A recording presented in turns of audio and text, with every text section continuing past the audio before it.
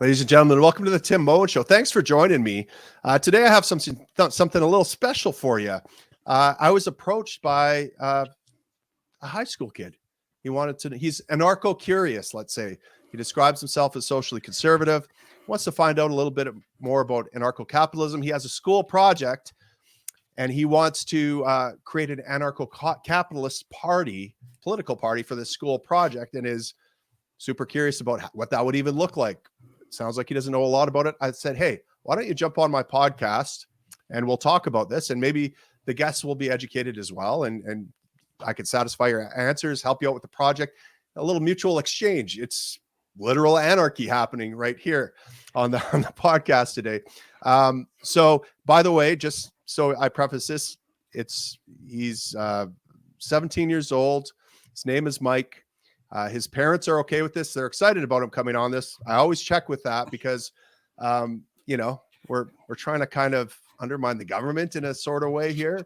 Not directly, not through any kind of violence or revolutionary action here, but I always want to make sure we're okay with the parents. Anyways, guys, welcome Mike on the podcast. Mike, thanks for coming. Yeah, thank you. Good evening. I guess good afternoon for you. Thank you for having me. Yeah, no, I'm happy to. It was a win-win. Listen, you reached out to me, and and by the way, audience, I'm a fairly approachable guy. If any of you have questions or suggestions for podcast guests, or think you'd be a great podcast guest, or whatever, please reach out to me. There's all sorts of channels. I'll respond to you. Respond to most people.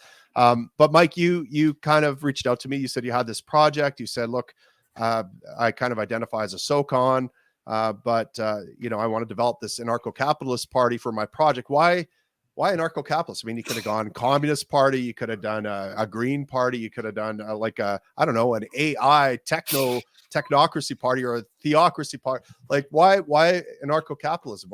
What was it about that kind of sparked your curiosity? Yeah, so I guess we just got the assignment, and I didn't want to do anything that was already, I guess, here. Like, Libertarian Party would be probably something I would create, or another conservative party.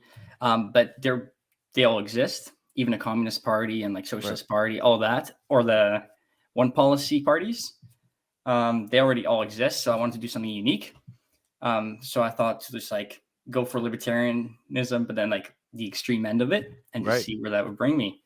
Sure. So, okay. Yeah. Very cool. And where, what was your, I guess, how have you been exposed, or how do you even know the term anarcho-capitalism, I guess?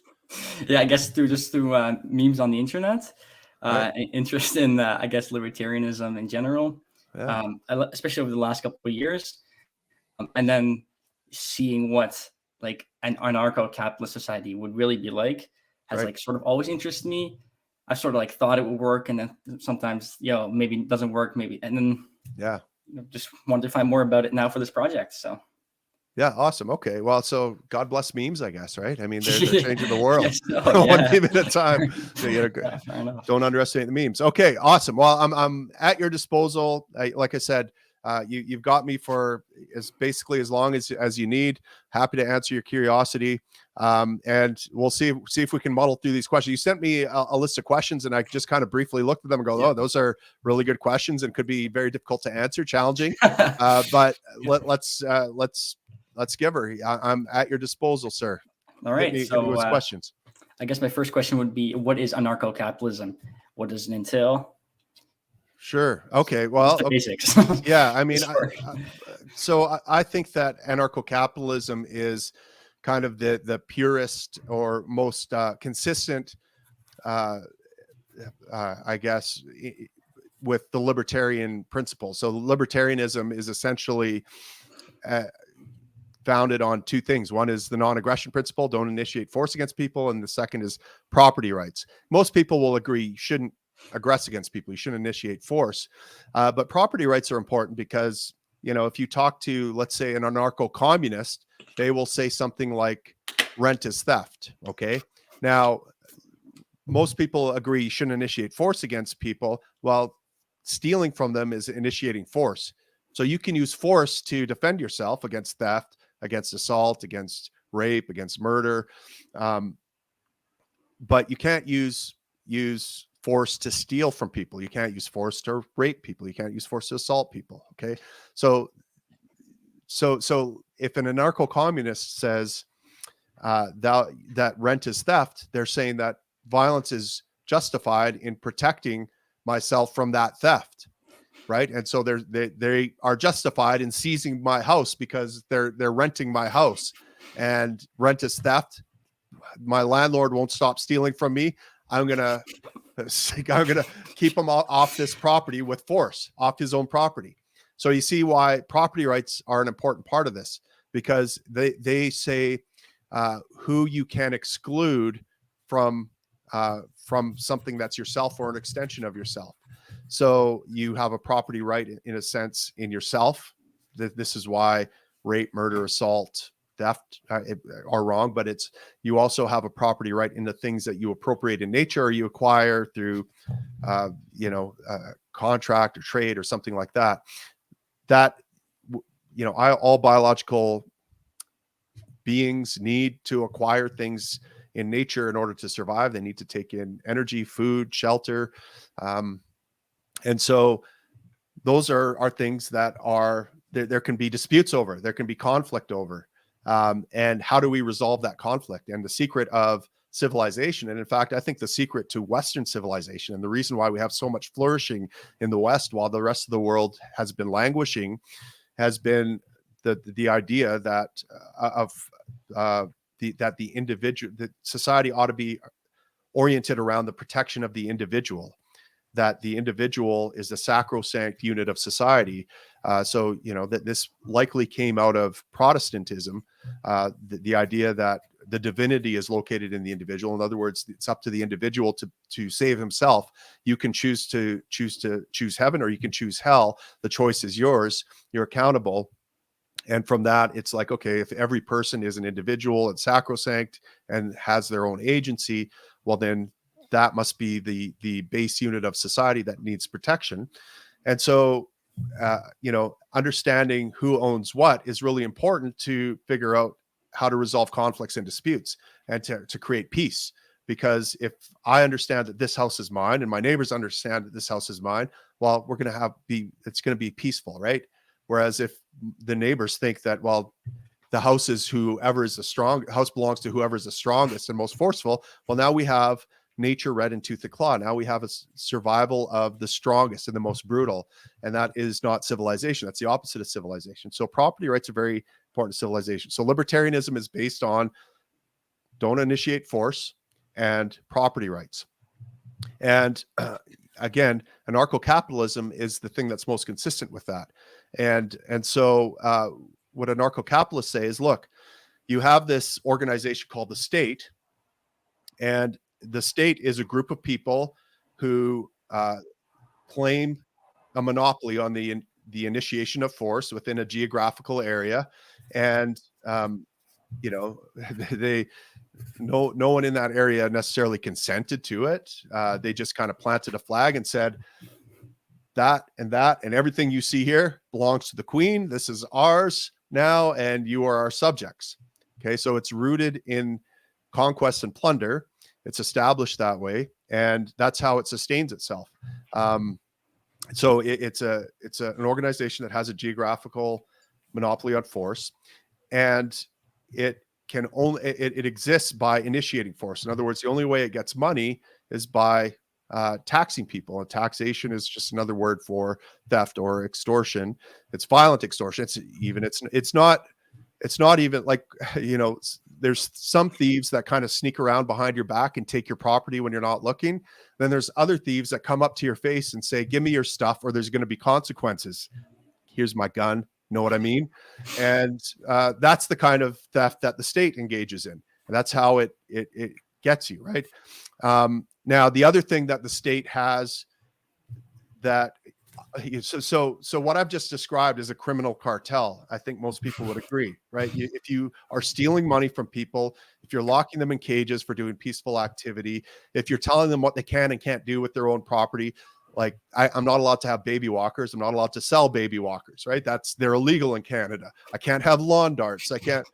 These are things that if I tried to sell them, someone would send me a warning. If I ignored the warning, eventually guys with guns would come. If I said, no, I'm not following your not complying with your orders, this is my property, and these are consenting adults, and we're adults here, well, they're not going to say, okay, well, I guess we'll leave then. No, they're going to say, no, you will do what we say. And if I say, no, I won't do what you say, eventually things are going to escalate and guns are going to be drawn. And if I try to defend myself, I'll be shot down. So these are the actions of a criminal organization. These are the actions. These are things that a criminal does. And all we have to do is look at what would happen if you or I did anything that the state does. Okay. If I taxed my neighbor, what would I be charged with? I'd be charged with armed robbery. I'd be charged with extortion. Even if I called it taxation, I'd be charged with extortion, because they'd be like, well, you did this thing in material reality, and therefore it's a crime. Okay. Well, how come you guys can do it? What else? If I prohibited my neighbors from using baby walkers, that I'd be brandishing a weapon and uttering threats, right? If I said I'm providing my neighbors, my community, with universal health care, what does that look like? Well, that looks like, first of all, I'm going to have to rob all my neighbors. So I'll be violently extorting them. And then I'm going to say, but I'm telling them it's for a good cause. Though. Look, I need to take your money because I'm worried that Jeff might get sick. All right. And you don't want Jeff to die, do you?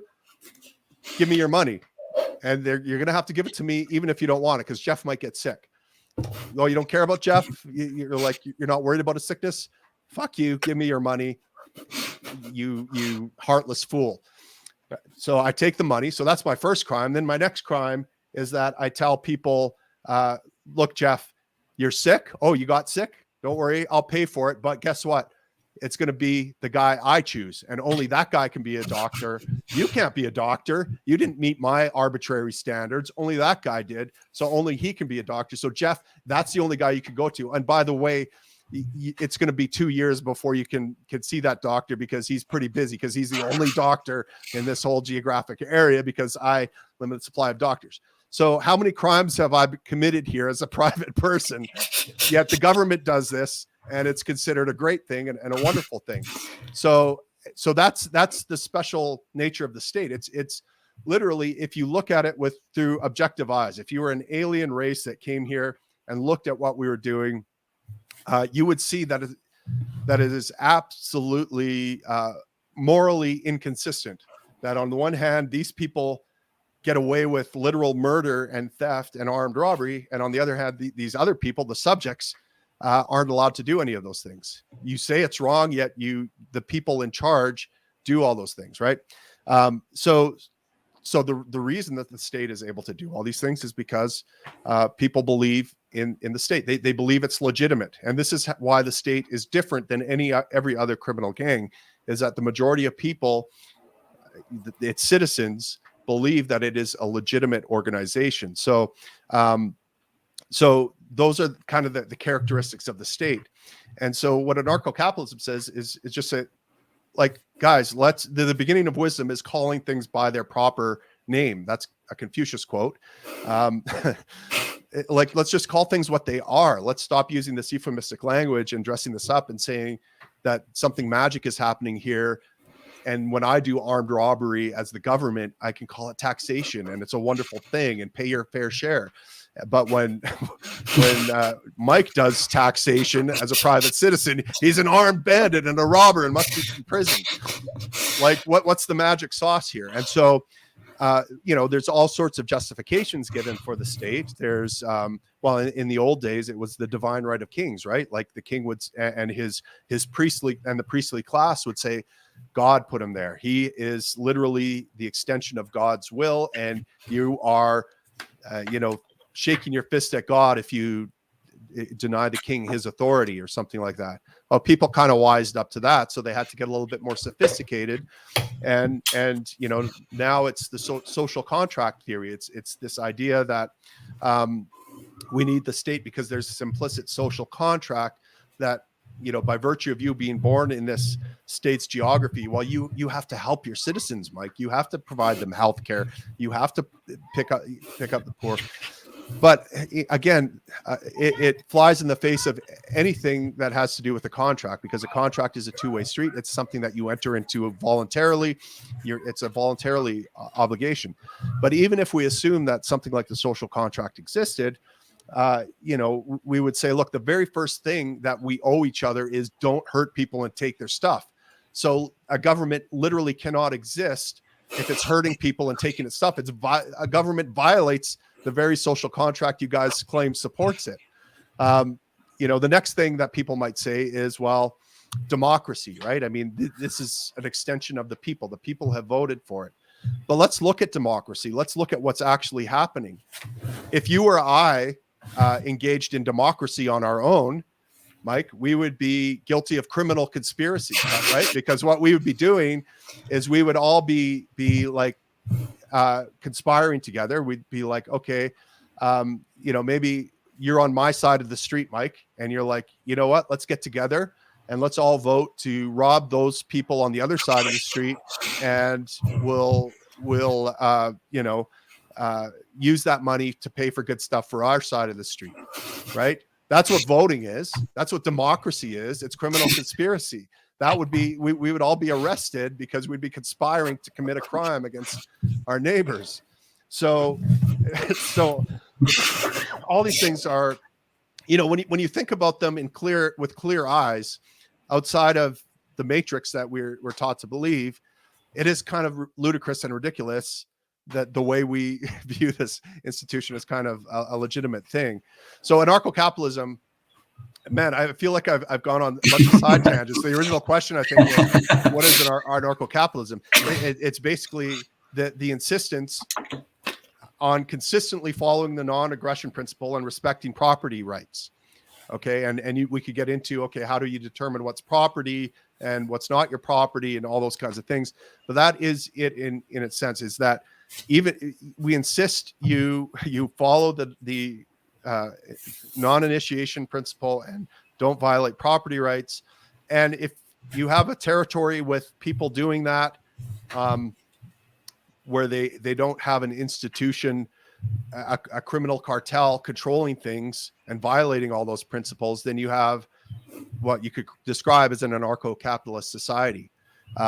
So I hope that kind of answers it. Yeah, fair enough. Yeah, fair enough.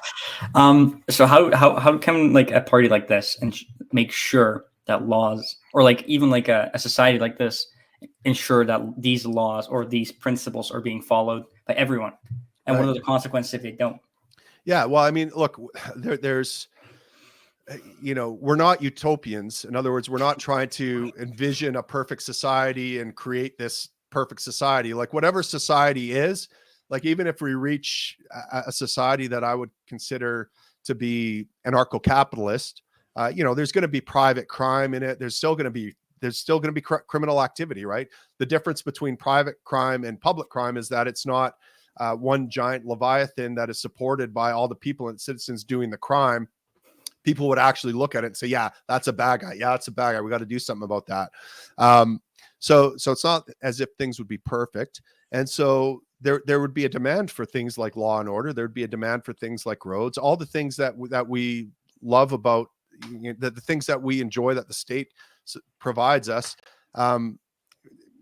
Well, I assume there would be a demand for a lot of these things. We like roads, we like fire departments, we like police departments in terms of protecting us from crime and different things like that.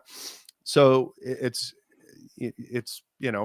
I'd imagine that demand, entrepreneurs would rise up and meet it because they would want to provide value to people and they're self-interested and they would want to make it. Now the difference is that these organizations would actually have to provide value to people. They'd actually have to do the things they advertise they're doing. They'd actually have to solve crimes. They'd actually have to protect people and their property. They'd actually have to put out fires and have timely responses. They would actually have to have roads that don't kill 40,000 people a year and have potholes all the time and stuff like that. Because if right now there's no obligation. I mean, the police don't have to provide any value. What's going to happen to them? Are they going to lose their jobs? No. And even in fire departments, you see a culture where we put safety first, right? Safety is everything. And that means that's not why you hired us as the public. You didn't hire us to be safe. You hired us to kick ass and like save your life and get after it and put a little, be not afraid to risk some things to save property and life and different things like that. So, yeah. So it's I don't know if I'm answering the question. So then the question is, okay, well, what would it look like? And now we're going to start entering territory that is highly speculative, okay? Because this is like anarcho-capitalists kind of feel like abolitionists did 150, 200 years ago. So abolitionists said, look, they were a small cadre of people, right? Maybe like a very small number of people were abolitionists. Slavery was just an institution that people took for granted 200 years ago, like the state. It was ubiquitous. It was everywhere. Like everyone just assumed it's a normal part of life. It's just part of the fabric of reality. It's just like, how would civilization operate without it? All these things. And so, one of the thought experiments I like to do often is like, 200 years from now, what will future people be looking back at this time and saying, you guys were nuts? Like we look back at slavery as nuts. I have a feeling that 200 years from now, people will be looking back at our time and saying, statism, the states, you had governments, what? You let criminal cartels run things, you idiots. But, just like abolitionists back then, they were met with all these I guess, pushbacks, right? And they were asked, okay, look, you guys are saying that people shouldn't be owned. Okay, let's say you're right. Maybe they are humans. Maybe these folks are humans. Maybe slaves are actual humans and they have rights. But be pragmatic here. What are these people going to do without slavery? I mean, are they going to be able to operate on their own without the plantation owner looking after them? These were legitimate concerns or arguments that anti-abolitionists had, that slavery apologists had, right? How are these slaves gonna even live? How are they gonna operate? All they've ever known is slavery. They are cut from a particular cloth where they can't literally they can literally not survive without a master. So they need a master to survive. They're completely dependent on this. So for their own good, don't you think we should keep slavery? Don't you care about these people? Or they would say, look, how is the cotton going to get picked? I mean, we rely on cotton as a staple of our economy, and you just want to take away all the cotton pickers? What? How's it going to get picked without slavery? Tell me that, mister. And if I had said something like, well, look, the cotton's going to get picked by entrepreneurs and people who form companies, and in the future it's going to get picked by these giant machines that do acres and acres every hour and basically spit t-shirts out the back end. Well, they would have looked at me like I'm crazy, like, oh, you're nuts, you can't prove any of that stuff. And of course they're right, I can't, right? So when I talk to people about anarcho-capitalism, I like to be a little bit cautious about saying this is what it will look like, because it would be like an abolitionist saying this is what the world will look like without slavery. The honest answer is we have no idea. All I know is that slavery is wrong. You don't own humans, mister. You don't own humans, Mike. That's it. Don't own them. And let's just hope that things work out without human ownership. You know what I mean? And so I would say the same answer here about anarcho-capitalism. Let's just hope you don't own humans. You don't enslave them. You don't take half their income. You don't tell them they can't have baby walkers or lawn darts and can't put this or that in their body. And, you can't draft them to go off and fight your wars. So, but let's see what society looks like. So, but I understand completely that people, this is a mental hurdle for people to get over, to understand it. And it wasn't actually until I heard an anarchist philosopher talk about how things might work in a stateless society that I fully accepted it as, okay, I accepted the morality of it. But yeah, for me, again, they often say, the difference between a libertarian and an anarcho-capitalist is 6 months. Because it takes about 6 months for us to overcome our own mental hurdles and our emotional kind of resistance to accepting it. And one of the things that really helped me overcome it was understanding how things that I care about might actually work in a stateless society, and have some hypothetical examples, and just understanding some theoretical examples about how it might work was helpful to me. So we're entering speculative territory here, and I just want to put that out as a caveat. I don't know if this is how it's going to work, but here are some potential ideas. So, okay, what was your first question about how is this going to work? How can we like ensure that laws are being followed? Right. Just like, and the criminals are being prosecuted, Sure. and not just like what is it? The judges are being paid off by like big companies or people or whatever. Yeah, like, yeah. something like that. Right. Well, I mean, the first question, of course, to ask here is how can we ensure that now, right? Because that sounds a lot like what's happening right now. You know, people are. It's what some people have described as the rise of anarcho tyranny right now, where it's lawlessness, it's government without law, essentially. Well, I don't like the term anarcho tyranny because that makes anarchy look bad. I prefer state enforced lawlessness. So this looks like, look, you're going to be prohibited from having any kind of private law enforcement or security measures or justice, and you're going to be prohibited from owning public spaces like roads, parks, cities, and we're not going to enforce any laws at the same time, right?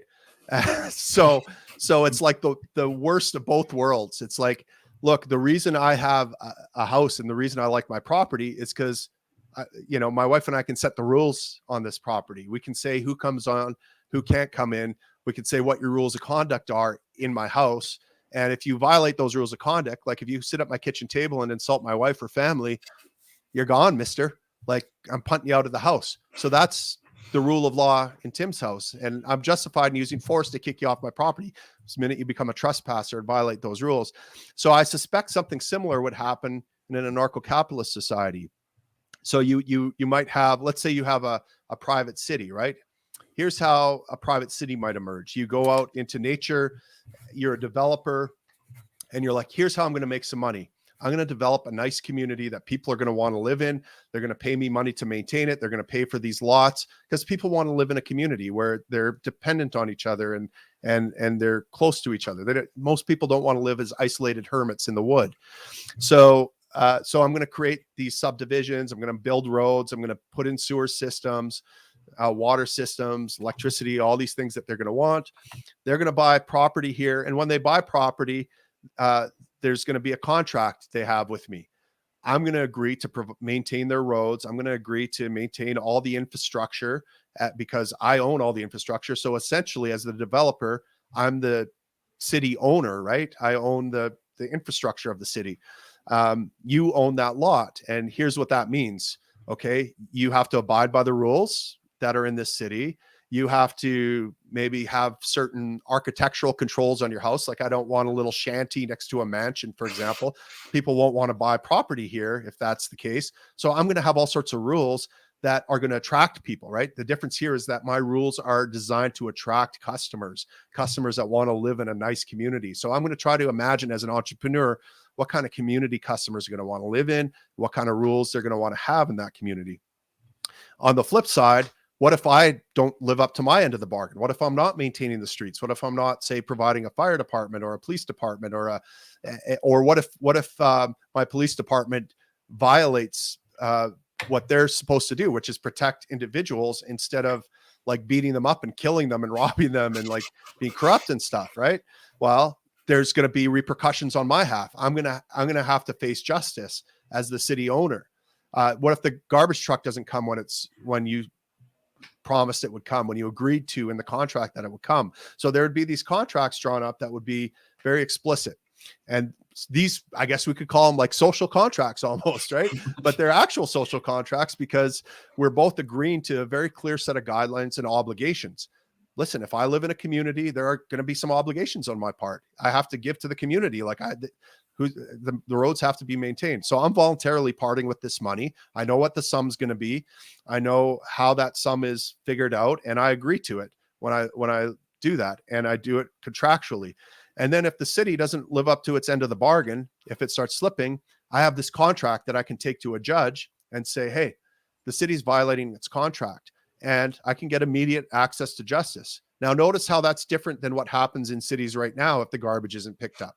What happens if the garbage isn't picked up on time now and it becomes a regular occurrence? I can complain, I guess. I can go on the news and say, hey, the garbage isn't being picked up. I can try to start a petition. Maybe I can run for council and start a political movement and hope to create change in a 4-year political cycle. And maybe the garbage will get picked up. But that is a lot of time, energy, and work for something that the city is just automatically supposed to do by contract in my private anarcho-capitalist city. So I suspect there would be these explicit contracts drawn up. And actually, I have a friend right now who is doing something like this in Saskatchewan. He bought 500 acres of farmland. He's going to, he's selling the farmland 1 square foot at a time to people. So you can go there and buy 100 square feet if you want. You can buy 10,000 square feet.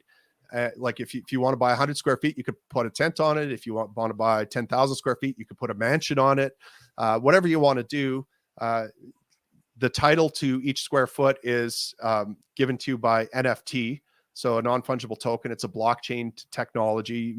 Most people think of these scams with artwork when they think of NFTs, but it's actually just a way of ensuring traceable ownership. Essentially, it's a deed that can't be messed with, and so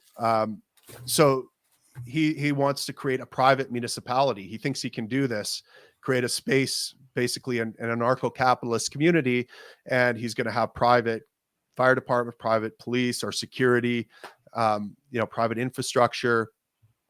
There's going to be a rule set, but the community is for liberty-minded people, so the rules are going to be fairly lenient and different things like that. But these are people that are going to enter into a contract, and there's going to, all those kinds of things, right? So there's going to be immediate access to justice if he doesn't live up to his end of the bargain. So these are things that are actually happening right now. There are private cities right now all over the place.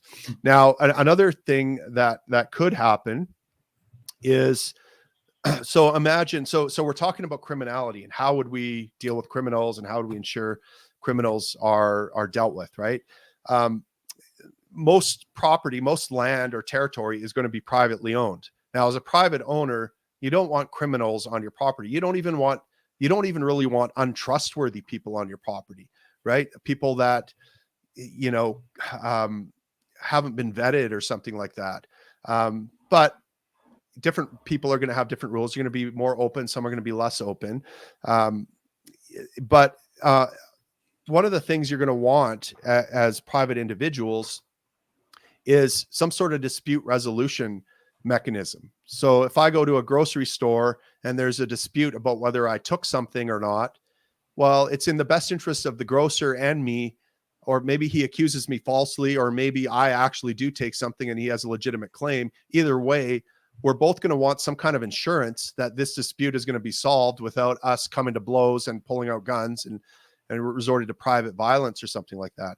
And so you could see that there's this need right out there, right? And what is the first law of entrepreneurship? It's like you see a need, you see a demand out there, and you rise to meet that demand because you can make money doing it, and it's in your self-interest to do it.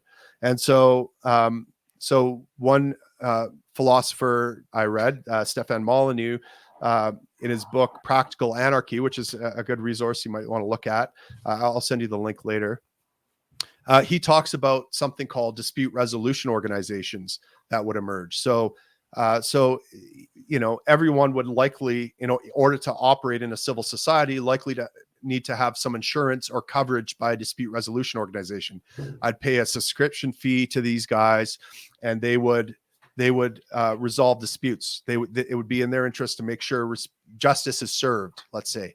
Okay, and what does justice look like? Well, there's a market here for what the best form of justice would look like. That might look similar to something that we saw in like England with the common law system, where you had judges roaming around resolving disputes between two peoples who felt aggrieved. Like there's one person who claimed to be a victim, and then there was there's a plaintiff and an accuser, and so what they would do in common law England is there was no legislative law. There was no giant law book that said, these are the rules of the land. And your job as a judge is to read the rules, and see if those people are following are violating the rules, and compare their behavior to these rules that some politicians or the king wrote down, and see if they've committed a crime or not. No, what the judges would do is they would look at the dispute.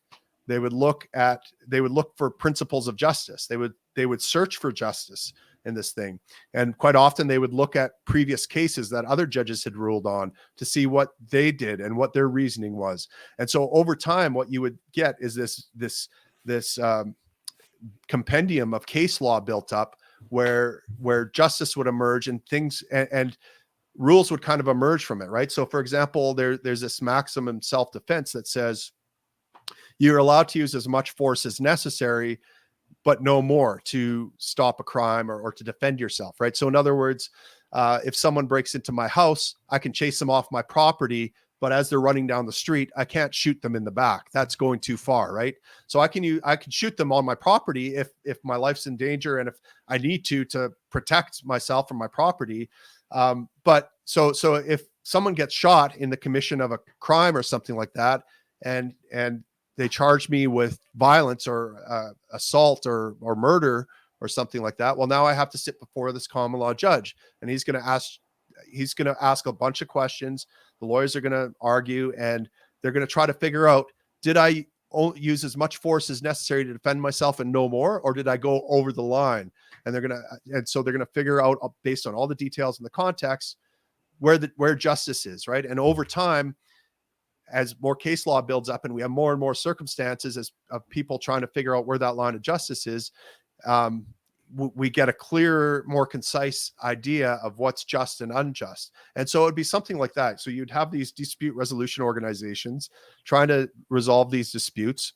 The ones that were really good and fair and just in their decisions, they were impartial, they weren't favoring one side or the other. Those are the ones that would make the most money, right? Because no one would hire a dispute resolution company that is biased, that would only always come down on one side. They would want something that's impartial. So you would have these people. So you would have people going in and out of, engaging in relationships, everything that goes on in a city.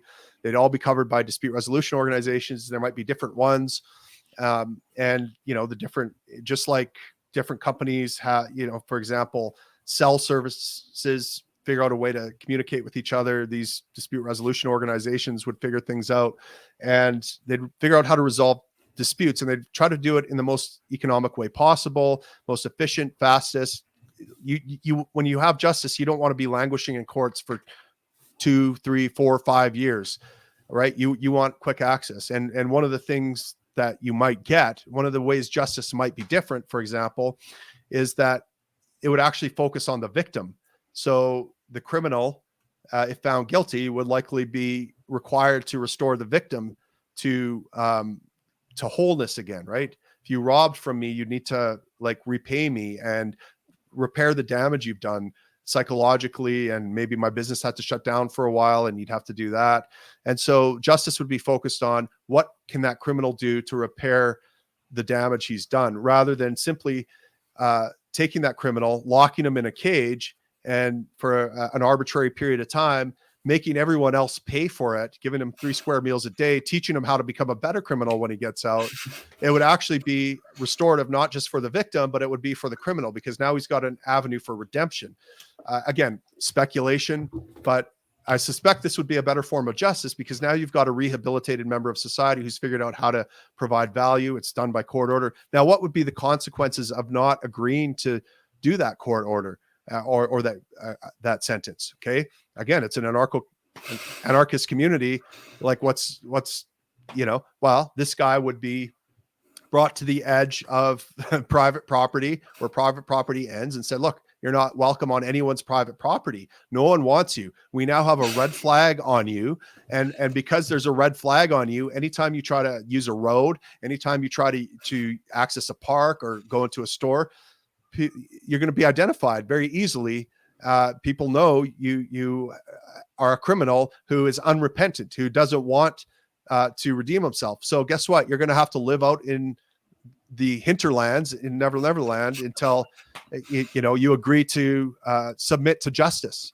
And so it would more likely be a thing of keeping them out of civilized society rather than locking them in a cage for a period of time, because that seems like a more economically viable thing rather than, forcing people to pay for them to stay in a cage or something like that. Now, maybe it's a serious crime and we can't trust them even out there. Okay, there's certainly probably going to be cages. If you have a tiger, you lock it down, right? You put it in a cage. If it's a dangerous person, no problem. We'll lock them up.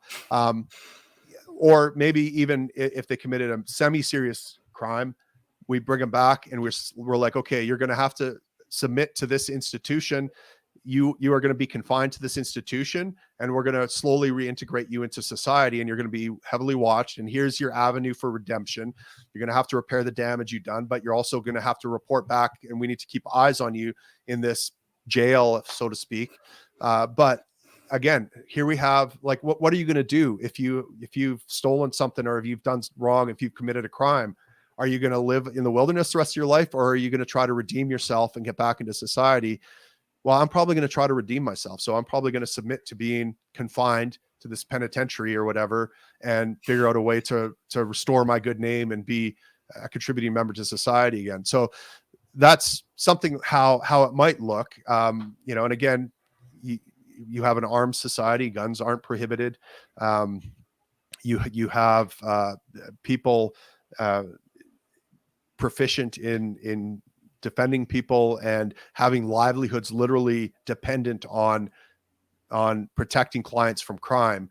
And so if they don't protect clients from crime and word gets out, they're going to lose their livelihood. So the incentive structure here is very different than what we have today with police, which is, I'm going to get a wage regardless. So, I'm going to maybe hang back a little bit, let things shake out until, no, you're going to be very motivated to ensure you don't go bankrupt, and you're going to take a few risks with your life, just like a firefighter would, to make sure property is saved, because I gave those customers a guarantee that I'm going to save their property. So that's kind of a long-winded answer, but I hope it kind of gives you some sense of how it might work, right? Again, wild speculation here, but this is kind of the reading and the thinking that helped me kind of cross the gap of, okay, because I was kind of stuck on, well, how would criminal justice work? How would police work? I mean, that seems like it should be like, how can it work without a government, right? But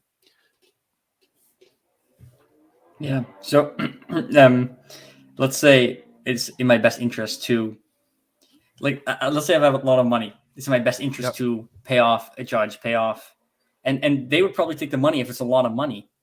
Yeah. Because that would serve their interest as well.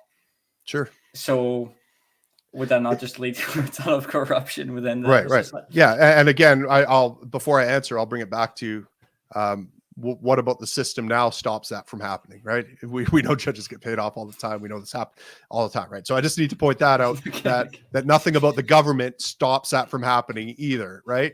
Absolutely nothing prevents that from happening. It's happening. It's rampant. We know this is happening. And it's likely to be much better in a anarcho-capitalist society, because those judges, their livelihood, relies on their good name, and so man, if we're competing for justice services, let's say, I'm going to be watching other judges for corruption, and if there's any sign of corruption, that's going to be part of my ad campaign, isn't it? And they're going to be ruined very quickly if there's any perception. And there might be things put into like insurance policies put into place, because this is likely something that people would be very concerned about, right?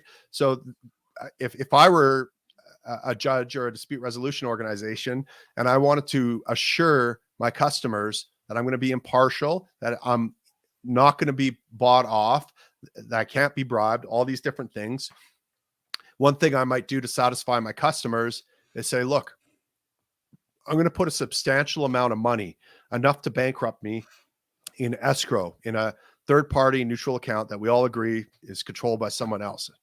And if anyone ever finds any perception, even that I'm not who I claim to be,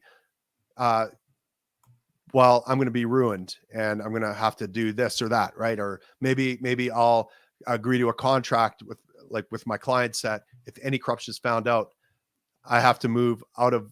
I'll have a red flag on my account. I will be banished from society.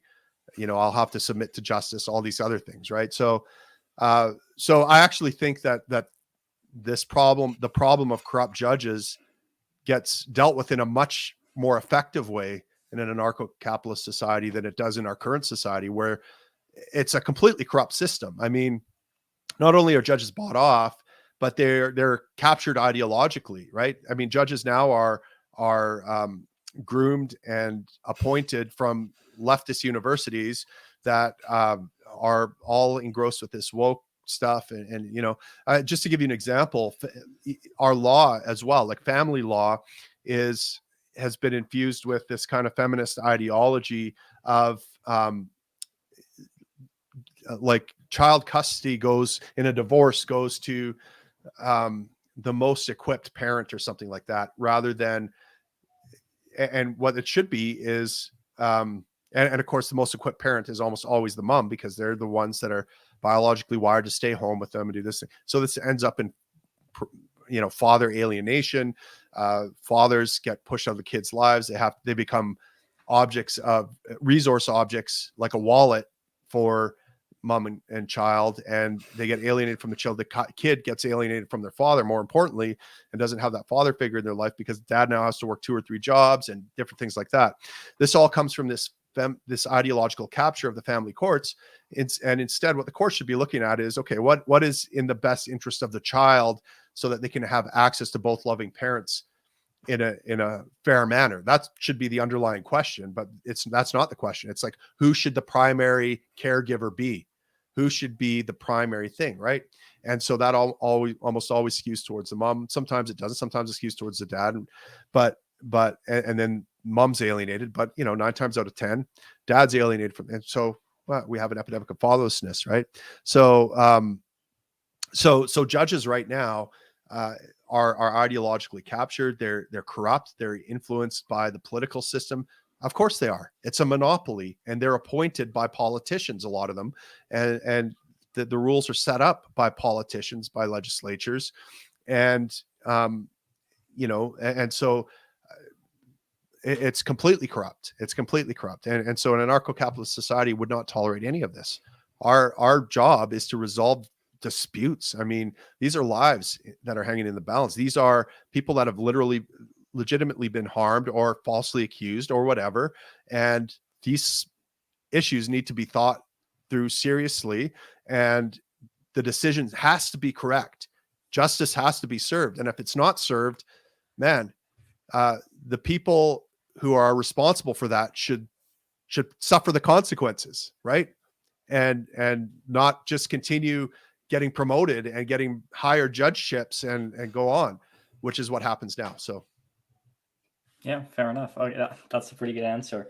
Moving on to like the international stage, how would a society like this even compete on in the international stage and international organizations, NATO, the UN, stuff like that? Sure.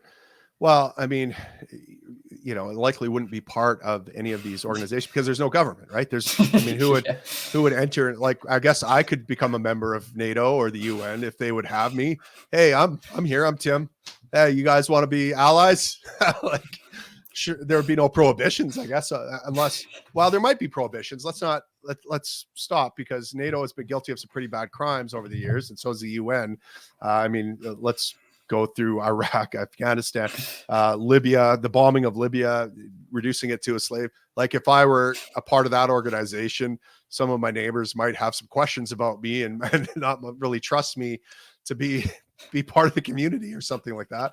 But sorry, the question was, how do you international affairs? So, and the other thing to understand is, quite often, and this just highlights kind of how ingrained in us this matrix is of language we use, right? Like, we talk about government like it's a thing and not just a non-corporeal entity. Look, it's almost like it is a religion. It's like the state is a non-corporeal entity. It's no coincidence that atheists, when they lose their belief in God, they adopt a belief in another non-corporeal entity, that they petition for every problem they see in the world. They send their fervent prayers to the state. They sing hymns of praise to the state in forms of national anthems. They worship the religious artifacts of the flag and the parliament and the Capitol building. Oh my God, you defiled our sacrosanct thing, like there's pictures of the dear leader on all the schools' wall. We sing pledges to it's creepy how cultish the state is. And we learned this from, K to 12 in government school. I imagine that, right? By the way, I'm worried your assignment might not be super popular in government school. It might have some pushback. So you're gonna have to be kind of careful how you word this stuff. But, okay. So, sorry, what was the question again? You're good. Just how society like this would compete on like international. Oh, right. Okay, yeah. So quite often the language we use is like Canada's in a trade deficit with China, or Canada and its trade with Mexico and blah, blah, blah. Well, Canada doesn't trade. The Canada is either a piece of land or a non-corporeal entity that doesn't exist, right? It's like, in what way does Canada do any trading? No, it's individuals and the companies they own that are doing the trading, that are doing the commerce, right? And so there's obviously going to be no prohibitions on imports and exports. Like, who would do that? That would be a violation. That would be criminal. That would be criminal activity. So if I want to trade with someone in China, I mean, as long as their criminal cartel lets them trade with me, we'll trade, right? And vice versa. So we don't need that. There doesn't need to be a government to engage in international trade and diplomacy.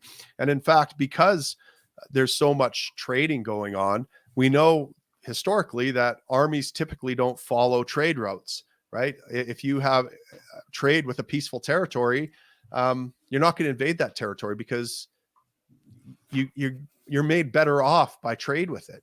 And so it's highly unlikely that it would be invaded, for one thing. And then if it was invaded, like there would be no incentive to. There's no infrastructure to take over. Usually when you invade a country, what you're trying to do is get at the seat of power, get at the seat of government, so that you can take over its tax infrastructure and its plunder infrastructure and take all that plunder for yourself. Well, there's no plunder infrastructure. You would literally have to take one farm at one piece of property at a time, and you would be met with a gun behind every boulder, not just like a pea shooter either. You would have guys with machine guns and tanks and heavy artillery and like everything you could think of, because this is anarcho-Capistan, man. This is like like the most powerful military in the world, the US Army, couldn't take over Afghanistan. And they're a bunch of sheep herders with AK-47s, right? They're defending their territory. Like, what kind of success are they going to have with a highly civilized, highly wealthy, highly armed, highly organized territory of people that don't want to be invaded and that love freedom so much that they literally punted government out and made government illegal, right? I mean, good luck trying to invade that. You're much better off trading with us. We'll trade with you all day long. You'll be better off. We'll be better off. We'll make you rich. You'll make us rich. Like, why wouldn't you want that, right? Fair enough. Does this mean that nukes are like legal too? Well, okay, that's a good question. I struggled with this one. I actually wrote an article on this years ago about how nukes might work, right? Because again, it's just a piece of property, right? But the difference with nukes is that they're not just a defensive weapon, right? There's a couple exceptions that I'll get into, but they're a weapon of offense. In other words, they kill innocents, and so they can't not kill innocents, right? Now, maybe you could make a case that a tactical nuke would be worthwhile to have in case an army was rolling in. You can nuke the army or something like that.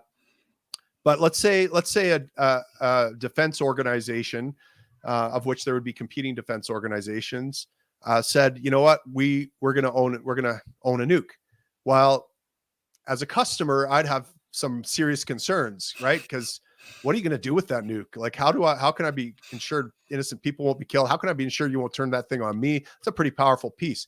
So I'm going to insist on a lot of safeguards before you're going to get my money and get enough money to develop a nuke or own one or something like that.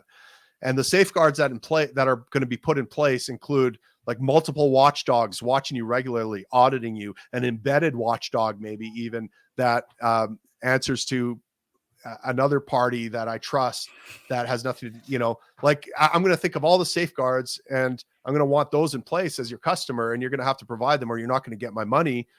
And those safeguards are going to be so like draconian and restrictive that it's not even going to be worth your time. It's going to cost you so much to meet all those restrictions that, you're going to just say, look, we'll figure out another way to defend you that doesn't have to do with nukes. Now, you might have a madman or a brilliant madman like Elon Musk say, look, we're going to face asteroid destruction or something like that, right? Or there are all these meteors out there, and one day we might have something, and we need to we're going to need some nukes to defend ourselves from planetary destruction or something. Okay, that's a legitimate use for a nuke. That's a defensive use.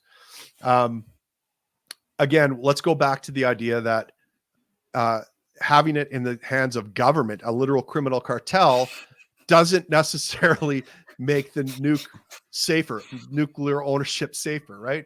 In fact, it was government that actually used it at one time, right? The US government dropped a nuke. It wasn't a private organization. It wasn't Walmart or a security company that did it. It was a government that did it.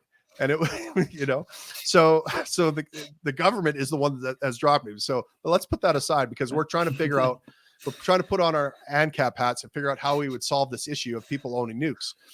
And so again, I might like that idea. Okay, yes, I'll pay for planetary defense. I don't want myself or my descendants to be wiped out. Like maybe I'm even thinking long term. I'm like, you know what? Let's pay for some kind of planetary defense, because I'm thinking about my lineage and not having them wiped out. Again, those nukes better be always pointed at space, and there better be some really clear safeguards that are transparent that we can all see about how that's being dealt with. And there's going to have to be a lot of due diligence on Elon's part before he's going to be allowed to own those. And by allowed, I mean, look, if he doesn't meet those safeguards and there's a credible threat to us, we could use protective force and seize those assets and destroy them. And that's, I think, a legitimate thing to do. So, these are all tricky questions again, but it's challenging. And a lot of this stuff is actually an interesting thought experiment, because it forces us to get out of this mindset we have of the statist mindset, right? And the statist mindset is like, I don't like this problem, the government should do something about it. As if the government can just magically do something about it, right? As if it's going to, and as if by saying it's going to do something, it's going to do something, and there's not going to be all sorts of negative unintended consequences. Now we actually have to figure out, okay, if we're not going to point guns at people and issue threats and threaten to murder them, how can we solve this problem without doing that, without threatening to murder people and initiate force against them? Can we? And it turns out that, yeah, we can for most problems, if we think about it long and hard enough. Fair enough. Makes sense to me. Yeah. Let's see. The environment. Big topic. Yeah. How can we ensure that companies, even if it's like in the interest of the people, to protect the environment or do something about it, not overuse, I guess, whatever you make up. Sure. How can we ensure that companies don't just abuse the environment or overuse something, or like anything like that? Right. And I'll start with, of course, the first question I always ask at these questions is, how's the government doing at that? How's it solving that problem? Right. What about a criminal cartel makes it more adept at dealing with the environmental issues. Okay, so let's start with that question. But now we'll move on to, okay, putting our thinking caps on and trying to figure out how to do this without pointing guns and killing people and robbing them and doing all sorts of other nasty things. So there's, first of all, a lot of territory is going to be privately owned. Now, if you've ever owned private property or owned a house, you know that you take much better care of it than you do a house that you're given to live in for free, or that maybe even you're renting or something like that. You're very meticulous about keeping up the environment. I lived in Fort McMurray for years, and of course the oil sands are a contentious issue on the environmental front. And there are some legitimate gripes against the oil sands. You know, a lot of pollutants have leached into the river and been polluted First Nations communities downstream and different things like that. You know, one of the suggestions, one of the problems, of course, how this happens is that there aren't property rights assigned here. There aren't property rights recognized. And so, you know, the First Nations communities up there they essentially own that territory. Like there's no one else that can lay a claim to it. These people have been interacting with that land for centuries. They've hunted, they've gathered with it. They've done everything to appropriate that land. Now, as a community, should individuals have property rights? Yes. But certainly an oil company doesn't have a claim on that land. The government doesn't have a claim on that land. Those individuals that live there and interact with it have the highest claim on that land. And so, so these oil companies, so what would I do if I were the property owner of this tract of land that had a very rich resource under it, right? And I know that it could be environmentally devastating, and there's lots of stuff down there that I don't want in my children's drinking water. And I also love nature, and I love the wilderness, and it's been in my, you know, my ancestors and my descendants. I want to preserve this stuff, right? But I also want to be rich as a Saudi sheikh at the same time. So now I have to figure out, okay, what do I want to do? I want the best of both worlds, and I think I can have it. And here's how I would do it. I would say, okay, oil company, I'm going to allow you to come in here and take a segment of my land, a chunk of it, you know, maybe like 5% of it. You can extract all the oil out of that you want, but I'm going to require you to return it to a pristine state of nature and reclaim that land and prove to me that there's no pollution, there's none of this, blah, blah, blah. We're going to have monitors set up. You're going to pay for that. And once I'm comfortable that you've reclaimed that land and restored it to a pristine state of nature, I'll allow you to go to the next block of land and do the same thing.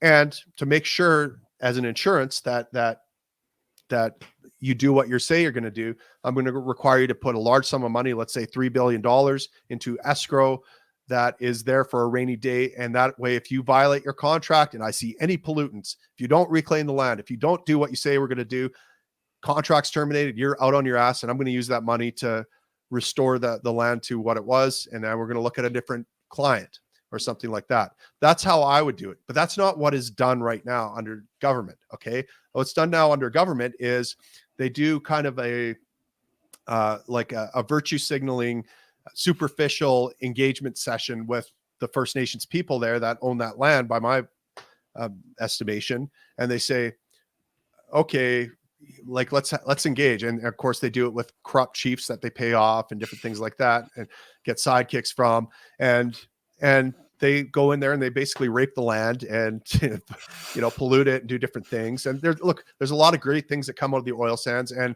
those First Nations people actually do end up a lot better off, because if you look at any metric of human flourishing in those communities, they're much higher than most other any other First Nation communities, because of the contracts they get and the economic thing. But it could be done a lot better, and it would be done a lot better if they had private ownership, if they were private owners of that land.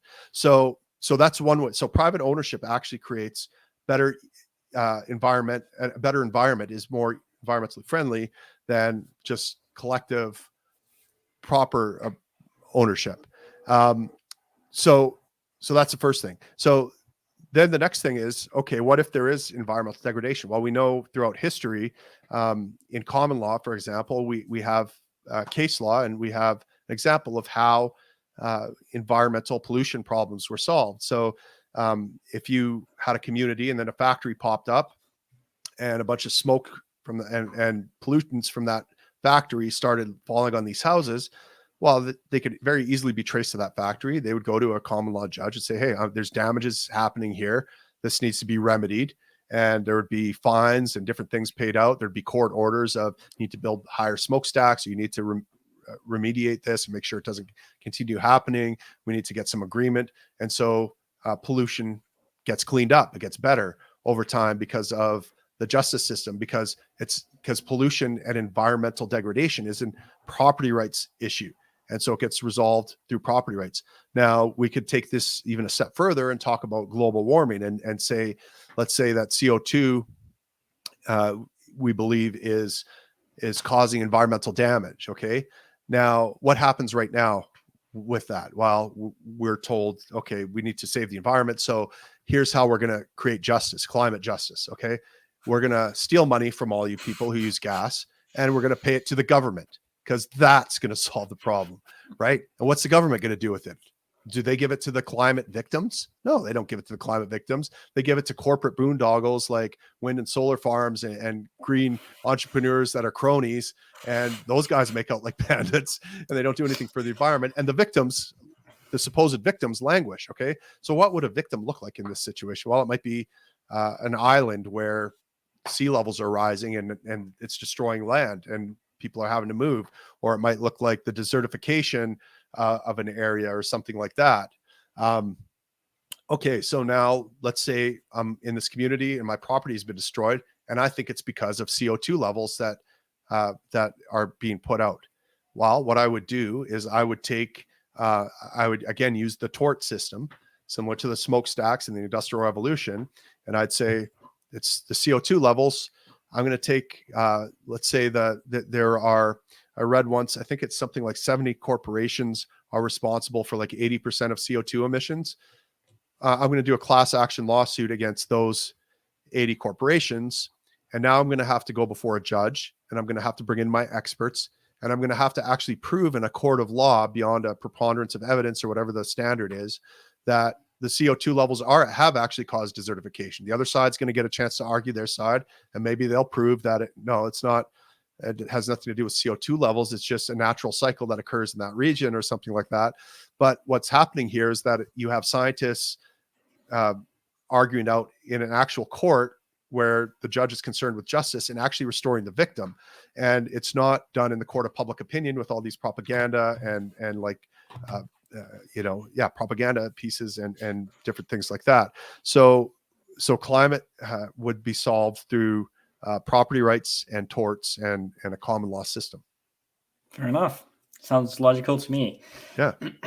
Well, you're actually like, I was expecting like some mid answer for some of these, but these are some pretty logical answers. Well, believe me, I've had a lot of, I've had to think about this stuff a lot, right? Oh yeah. Okay. Yeah. Fair enough. And how can we ensure that there's true competition? Like I can start up an oil company today. So how can we ensure that these companies would not monopolize on where they are right now? Right. Well, so let's first of all look at what causes monopolization, right? And again, we're starting with that initial question, like how's that going right now under the current system? So under the current system, in the US, I think if you pay like 200% of, or like you get a 200% or 400% return on every lobbying dollar you spend lobbying government if you're a megacorp. Why is that? What is going on there? Well, they're creating rules in government, and they're figuring out ways to point the gun of the state so that these corporations can make more money. And that's either like pointing guns at smaller competition. They raise the regulatory hurdle or something like that, and they'll do it under the auspices of we need to make sure this is done in an equitable way, ESG or something like that, or we need to make sure that the climate is protected or whatever, right? So now you've raised the bar so high that you and I can never hope to start a business and compete with these companies. And so this is how these megacorps kind of get a bigger and bigger market share, and how there's less less competition. Another way that this happens, and this is an underappreciated and overlooked area for a lot of libertarians who haven't really looked into the issue, and that is the realm of intellectual property. Okay, intellectual property is it used to be called more appropriately intellectual monopoly. Okay, and it was a monopoly granted by the government to basically crush competition. And so, if I come up with an idea um, and create a product, no one else can copy that idea and manufacture that product. And so what it's saying is, Mike, you can't, the material you own, the property you own, you can't arrange it in the same pattern that I arranged it in, because I thought of it first. And you definitely can't sell it to people, because I'm entitled to those people's money. Their money belongs to me, not you, and definitely not them, right? They can't choose who to give it to. So it creates a bunch of violations. So I don't want to get into like how, I could do a whole episode on IP addressing a lot of concerns, but let's just say that IP is a huge way that that companies get huge market shares and monopoly powers, and how it crushes competition. So I just wanted to quickly point out that right now competition is hugely suppressed, and there have been some scholarly articles done that estimate that trillions and trillions of dollars of economic flourishing have been eliminated because of the IP regime, because of the prohibition on creating things, on making things, on producing better versions of things, and different things like that. So it is no doubt set humanity back decades, if not a century. It has led to death, unknown death, because think of all the different medications and drugs we could have if entrepreneurs were free to experiment and try and reformulate things that other people have tried, but tweak them a little bit and do different things. Just think about how music is often created by using hooks and different things and remixes and made even better. So, it's absolutely crushed right now. So in order for one of these companies in anarcho-capitalism to gain a monopoly share, it would have to find a way to use guns to suppress competition. Like who's going to suppress the competition? How can they get a monopoly? Some people will say, well, okay, they're just going to keep buying up the competition. They're going to get more and more money, and no one will be able to compete with that. Well, but why, so what happens normally when one company starts doing that is these smaller companies notice, hey, there's a demand for this. I'm going to raise the price of my sell of my company so I can make a lot of money, because this guy really wants it. This corporation really wants it. So this corporation spends all this money on acquiring, on buying up its competitors. It's got a lot of debt, or it has to raise the price of its product a lot to cover the cost of acquiring all its competitors, right? Raises its costs. Now what? Now we have a market opportunity for an entrepreneur to say, hey, I can produce that product a lot cheaper and take market share from them. So it just doesn't happen in reality that the free market, it's a kind of a fallacy of the left, that the free market left unregulated creates all these monopolies. No, corporatism creates monopolies. Government power creates monopolies. Government itself is a monopoly. And so if you're concerned about monopolies, the first monopoly you might want to consider abolishing is the umbrella monopoly, the government that monopolizes, that is the umbrella corporation that monopolizes everything, right?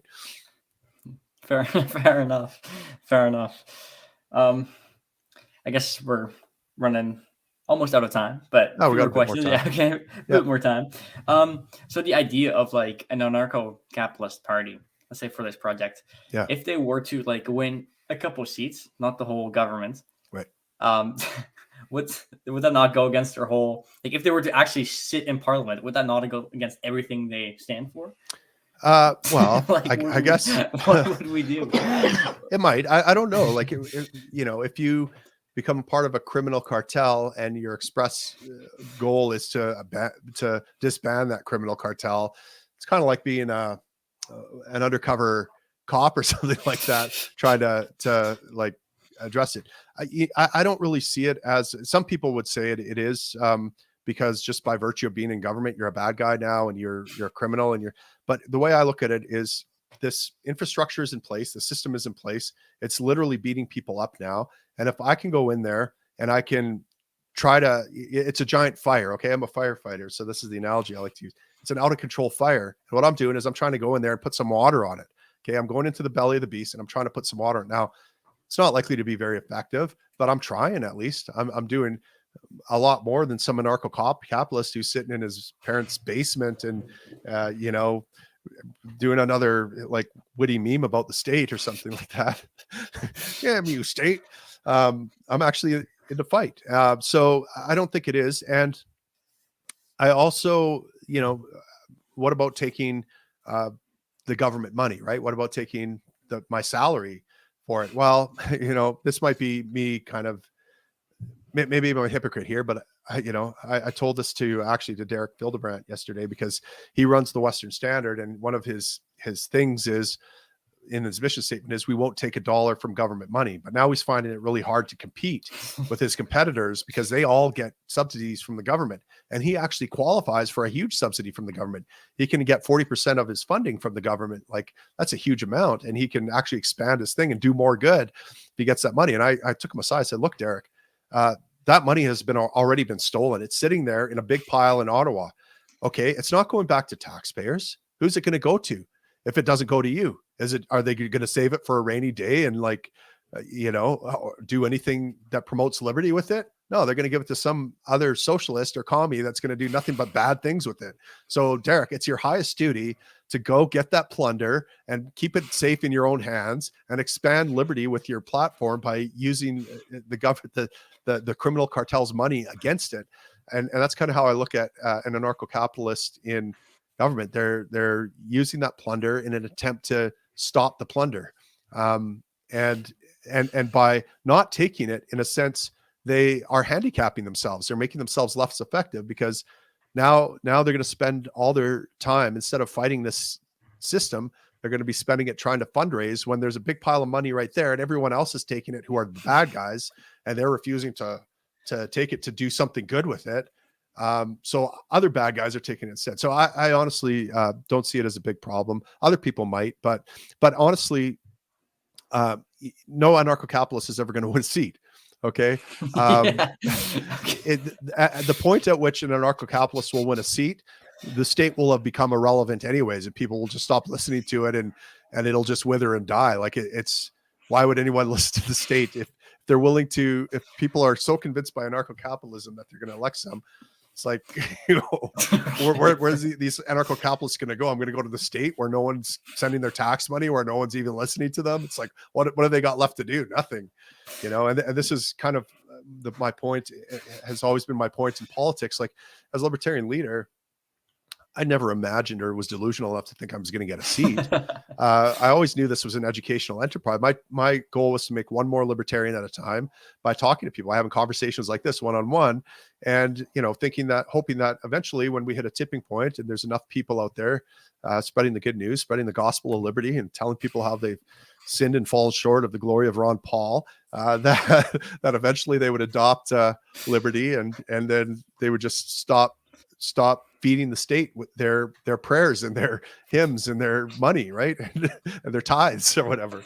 And they would just, go back to living a life of purpose and peace and maybe focus on God a little bit and rather than the state.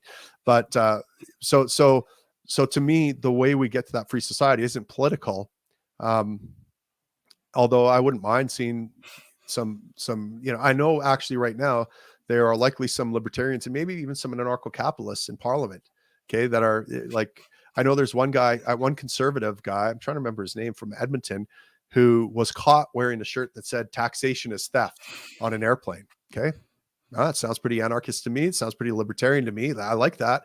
But of course, he had to go on a big apology tour to keep his job because when people saw that, they were like, so there's undercover libertarians in parliament, I suspect right now, who are in the closet, who are very quiet, who are just trying to buy their times. I don't think they're going to be able to do much. I don't think they're going to do as much as you or I are doing right now, having this conversation. But you know what? I'm glad they're there and not some socialist or not some statist who really believes in government, because at least they'll do less harm that way, right? And they won't be as enthusiastically supporting these bad ideas they know are bad and evil. So I don't mind that, but I think the path is to educate people and maybe it's even competing technologies. Like my buddy who I talked about building a private community in Saskatchewan, who's going to make the state irrelevant to him through his solution, his entrepreneurial solution. And then we have Bitcoin, and we have disruptive technologies like Uber that break apart the taxi cartels and all, so there's all sorts of disruptive solutions that come out. I think that persuasion and these disruptive technologies and entrepreneurship are more likely to get us to the so-called promised land than political action or running for office or like getting elected to office, put it that way. Fair enough. And these like these statists, communists, socialists, even conservatives, liberals, they will always be there. There are always people that would disagree with an anarcho-capitalist society. Sure. Would these people start political parties within the AnCap state? Well, I mean, what we would call those political parties are criminal cartels, right? They're engaged in criminal conspiracy to harm people, to steal from them and plunder them. So that would be dealt with through the justice system, right? It might not be like complete expulsion, or it certainly probably wouldn't be imprisonment or something, but it would certainly be, look, you need to answer for this, and you need to you need to convince the community here that that you're not the threat to them you think they are, because all the evidence is showing that you are. You're literally conspiring to rob them and impose rule on them. I mean, hey, Gary, we went through this like 100 years ago, and like slavery is immoral. Didn't you get the memo? We don't enslave people anymore. And Gary, you're going to have to, whatever, do your penance here, and if you want to earn the community's trust again. So yeah, it would unlikely, the criminal conspiracy would be a crime, and it probably wouldn't happen. Fair enough. All right, sounds like everything kind of like bases back on the idea of decentralization. Yeah, and multiple people watching each other and keeping each other in check. Yeah, absolutely. Fair enough. Yeah. So then I guess one final question. My assignment asked me to pick a party leader. Would you want to be that party leader? Like me, have you write you down as party leader for I mean, sure, you can write me down as party leader. Look, I'm not exactly excited about the prospect of getting out there again and doing all the things you have to do as party leader. Trying to organize a bunch of anarchists and libertarians is a lot like herding cats. It's not an easy thing to do.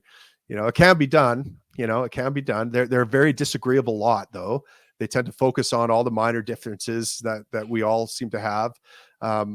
But if I was able to lead the party to its most successful year in its 40-year history in 2015, and that was because I provided a lot of value. So the way I herd cats on the farm is I put down a warm saucer of milk, something that they value, and then they organize around it and they lap it up, right? So I had to spend a lot of time, energy, effort, conversations to make the value proposition and to provide something of value to people that they wanted to get behind.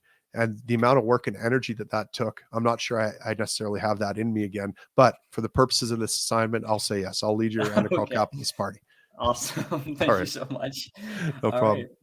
All right. That's about it, I guess. That's it. Awesome. Did I meet your needs? For sure. Awesome. For sure. Okay. You have my whole AnCap manifesto, I guess. Right. Yes. And I'll try to send you some resources, some books or something, so you can read about stuff more in depth. But hopefully I answered some of your questions and maybe influenced you a little bit. And maybe it won't take you 6 months like it took me to overcome some of these intellectual and emotional hurdles. But good luck with it. I hope you do well on your project. Awesome. Thank you so much. Thank you so much for inviting me here. No problem. Thanks, Mike. Well, you saved my ass because I didn't know if I was going to have a podcast for Monday, but now I do. Oh, awesome. Well, thank you very much. Thank you too. All right. Bye-bye.